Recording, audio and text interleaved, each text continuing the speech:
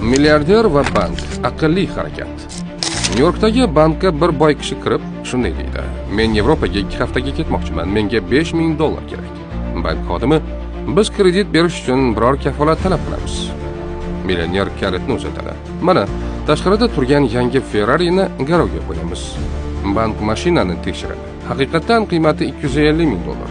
Ular ko'rib qo'yishadi. $5000 uchun Ferrari. Mashina bank podvaldagi avtoturargohga qo'yiladi. 2 haftadan so'ng boy odam qaytib keladi, qarzini to'laydi, $5000 va $15 foiz. Bank xodimi hayron: "Janob, siz haqingizda ma'lumot oldik. Siz millioner ekansiz. Nimaga atigi $5000 uchun bunchalik ovora bo'ldingiz?"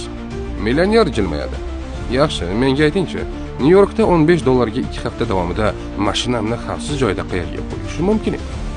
Xulosa: boylar shunchaki boy emas, ular pulni boshqarishni biladi. Mayda-chuydani qadrlaydi. Dollar o'zini o'zi eplaydi. Bizga obuna bo'ling.